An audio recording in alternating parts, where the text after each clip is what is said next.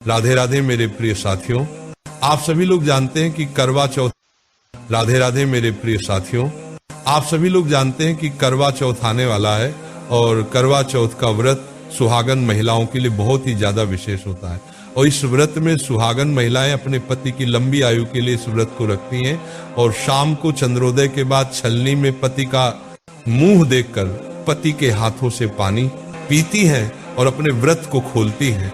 और साथियों, करवा चौथ का व्रत कार्तिक माह के कृष्ण पक्ष की चतुर्थी तिथि को रखा जाता है और इस व्रत में माताएं बहनें सूर्योदय से बिना पानी और बिना भोजन के रहती हैं और शाम को चंद्रोदय होने के बाद होता है। और बिना चंद्रोदय होने के बाद सुहागन माताएं छलनी में चंद्रदेव के दर्शन करती हैं, उनको अर्घ्य देती है, आरती उतारती है और फिर उसी चलने से अपने पति का चेहरा देखकर जल पीकर व्रत का पारण करती है। साथियों, इस दिन चौथ माता भगवान श्री गणेश, देवी पार्वती की पूजा की जाती है।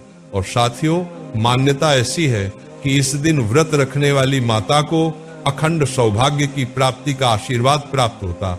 तो आइए साथियों, हम जानते हैं कि करवा चौथ कब है, चंद्रोदय का समय क्या है, ब्रह्म मुहूर्त में सर की किस समय खाई जाएगी, चंद्रमा को किस समय अर्घ देना है और व्रत कब खोलना है। सारी अद्भुत जानकारी आपको इस वीडियो में मिलने वाली है।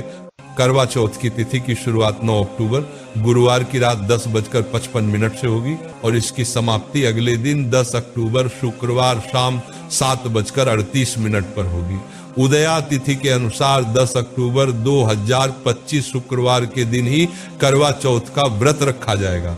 साथियों, इस व्रत में सरगी ग्रहण की जाती है जो कि 10 अक्टूबर को सुबह 4:30 बजे तक आप ग्रहण कर सकते हैं। करवा चौथ की पूजन का शुभ मुहूर्त शाम 5:57 से शाम 7:38 तक रहेगा। साथियों, करवा चौथ के व्रत में करवा माता की पूजा करके ही और कथा सुनकर ही व्रत सफल माना जाता है। अब हमारा जब बात करते हैं कि करवा चौथ व्रत के दिन चांद निकलने का समय क्या है, क्योंकि इसी को लेकर माताएं बहनें बहुत ज्यादा चिंतित रहती हैं। इस दिन चंद्र उदय का समय रात 8:33 का होगा। भले इस समय चतुर्थी तिथि समाप्त हो चुकी होगी, पर जब भी आपको चंद्रदेव को अर्घ्य इसी समय देना है, इसके बाद आप अपने व्रत का पारण कर सकते हैं। रात 8:33 के बाद से रात 12 बजे तक व्रत खोल लीजिएगा।